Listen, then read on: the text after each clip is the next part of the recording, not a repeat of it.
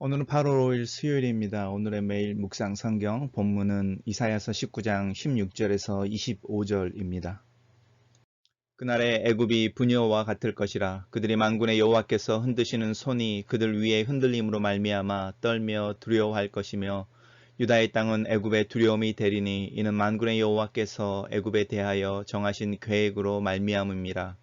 그 소문을 듣는 자마다 떨리라. 그날에 애굽 땅에 가나안 방언을 말하며 만군의 여호와를 가리켜 맹세하는 5성읍이 있을 것이며, 그 중 하나를 멸망의 성읍이라 칭하리라.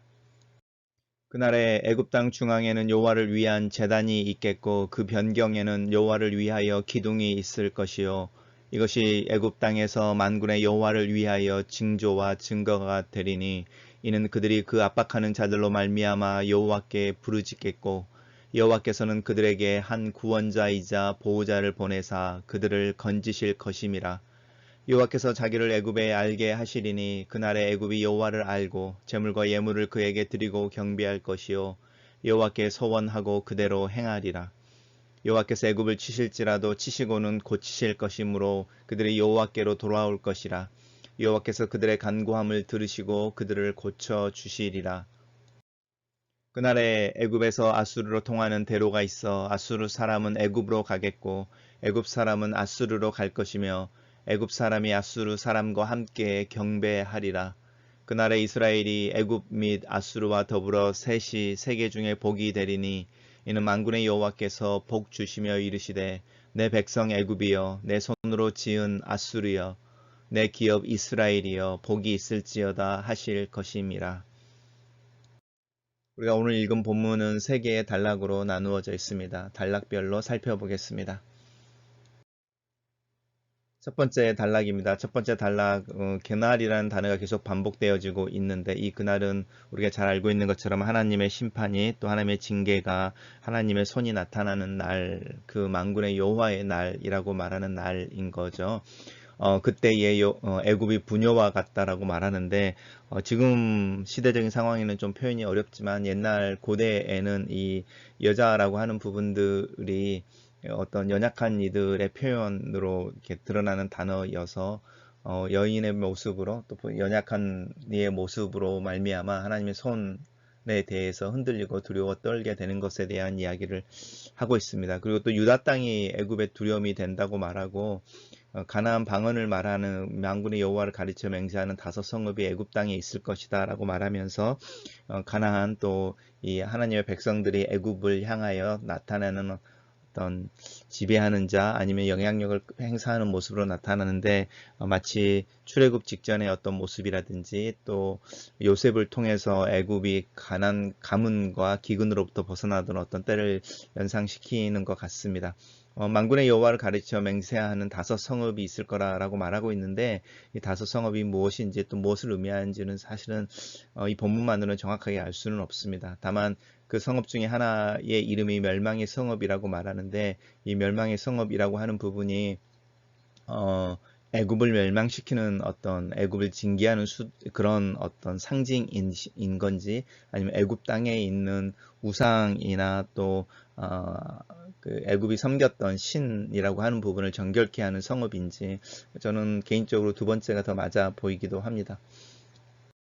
첫 번째 단락을 만군의 여호와께서 계획하신 대로 애굽을 흔드실 때에 유다는 애굽의 두려움이 될 것이다로 정리해 보았습니다.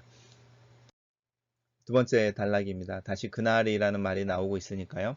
그날에 애굽 땅 중앙에는 여호와를 위한 제단이 있고 변경에는 여호와를 위한 기둥이 있을 거다라고 말하면서 19절부터 22절로 나오는 이 두 번째 단락에서는 애굽이 징계를 당하지만 여호와께로 돌아온다라는 표현을 쓰고 있습니다. 다른 민족들에 대한 이야기, 특별히 바벨론이나 모압이나 블레셋과 같은 부분들을 이야기할 때는 이런 이야기가 나오지 않는데, 특별히 애굽을 향해서는 하나님께서 애굽을 징계하시고 심판하시는데, 그 결과로 말미암아 애굽이 회개하는 것에 대한 이야기를 하고 있습니다. 하나님께서 이렇게 압박하는 자들로 애굽을 징계할 때에 그들로 인하여 오히려 애굽이 기도하는 것에 대해서, 그리고 그 기도에 응답하여서 구원자 한 보호자를 보내주신다라고 말하는 부분. 그래서 여호와께서 애굽이 여호와를 알게 하고 여호와를 예배하는 자로 나타나게 하실 것이다 라고 하는 부분이 있습니다. 그래서 그들의 간구를 들으시고 그들을 고쳐주신다고 하는, 마치 이스라엘 백성들을 향해서도 회개를 요청하고, 또 우리가 잘 알고 있는 것처럼 요나서의 이야기처럼 니느웨의 회개를 요청하고 계시는 하나님의 모습을 보여주기도 하는 것 같습니다. 두 번째 단락을, 그날의 애굽에 하나님께서 애굽을 위하여 일하시는 것이 드러나고 그 애굽 사람들이 여호와께로 돌아올 것이다 라고 요약을 했습니다. 마지막 세 번째 단락입니다. 다시 그날이라는 말로 시작을 하고 있죠. 애굽에서 아수로 통하는 대로가 있고 아수르 사람이 애굽으로 갈 거라고 말하면서 이사야가 있을 당시에 세 개의 2대 제국인 거죠. 북쪽으로는 아수르인 거고 남쪽으로는 애굽인데, 이 두 나라가 적대국인 거죠. 적대국인데 그 나라 안에 평화가 있고 또 화평이 있을 것이며 그들이 함께 하나님을 예배하는 것에 대한 이야기를 하고 있고, 이스라엘이 또한 그 사이에서 더불어 셋이서 세계 중에 복이 된다라고 말하면서, 성경이 사실은 보기 힘든 표현입니다. 내 백성 애굽, 내 손으로 지은 아수르, 내 기업 이스라엘, 사실은 똑같은 의미이죠. 내 것이라는 거죠.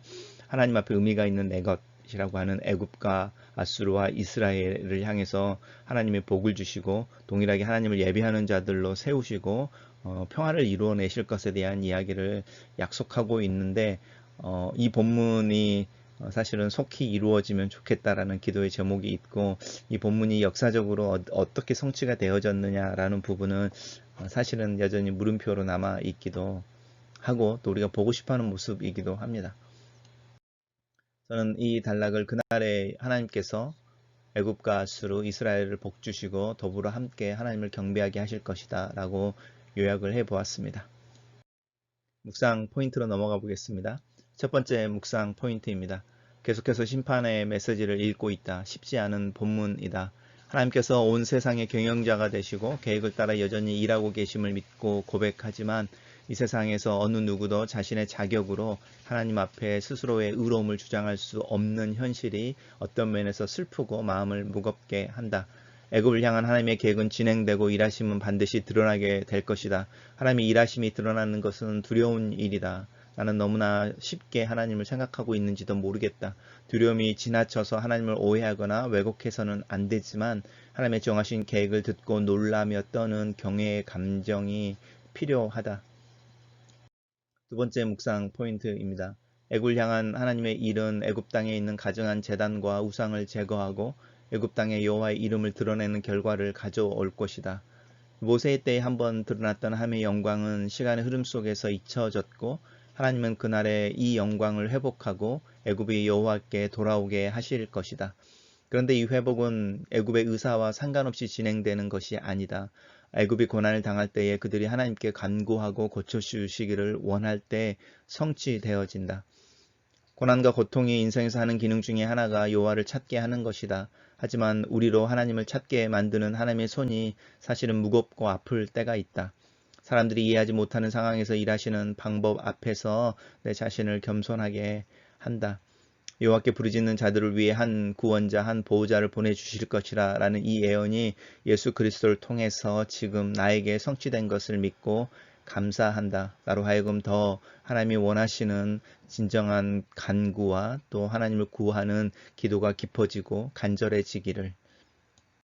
마지막 묵상 포인트입니다. 하나님의 일하심은 여전히 신비이다. 애굽과 아수르 그리고 이스라엘이 모두 하나님의 백성이며 하나님의 지으신 바이며 하나님의 것으로 선택받고 하나님께서 복을 주신 이들이다. 오늘 본문이 문자적으로 성취되는 날이 언제일까? 하나님 앞에서 선과 악, 빛과 어둠이 마찬가지라는 말이 생각난다. 하나님을 하나님으로 또 하나님 되게 하는 것은 하나님의 신비로운 사랑과 전 세계를 아우르는 주권이 아닐까? 이것을 어떻게 내 삶에서 인정할 수 있을까? 하나님을 하나님으로 인정한다는 것은 이 세상의 생명들이 하나님이 만드신 동일한 가치로 인정하는 것이 아닐까? 한 생명의 무게라는 것이 하나님의 영광과 동일한 무게이고, 한 생명의 가격이 예수 그리스도이다. 이 무게와 가격이 바로 나의 생명의 가치이며 나의 무게이며, 또 내 앞에 서 있는 이들과 동시대를 살고 있는 이들이 가지는 가치이며 무게이며 동일한 것이다. 나는 내 삶에서 이 동일한 하나님의 영광, 또 하나님의 생명이라고 하는 그 가치를 어떻게 살아낼 수 있을까? 글로 쓰는 기도입니다. 하나님의 사랑과 주권은 참 신비로운 것이어서 악과 선을 가르기도 하고 선과 악을 뛰어넘기도 하는 것 같습니다. 이해할 수 없는 하나님의 경영과 판단 앞에서 나는 이해할 수 없다는 내 무지와 한계를 인정합니다. 하나님의 사랑 앞에 내 무지와 한계를 맡겨 드립니다. 하나님께서 원하시는 것이 만민이 여호와께 돌아오는 것이며 하나님의 피조물들이 자신의 위치를 회복하는 것인데 이 하나님의 계획이 나의 기도가 되게 하소서. 나의 기도가 열방을 품을 수 있도록 넓어지게 하시고 내 가족을 위한 기도처럼 깊어지고 간절해지게 하셔서 하나님 듣기를 원하시는 간절한 기도, 치유를 위한 기도가 내 입에서 나와 하나님을 향하여 올려질 수 있도록 내 믿음을 더하여 주옵소서.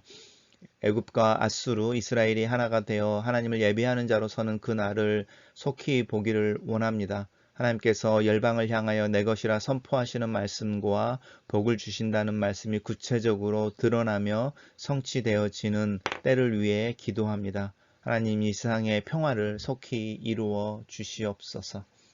아멘.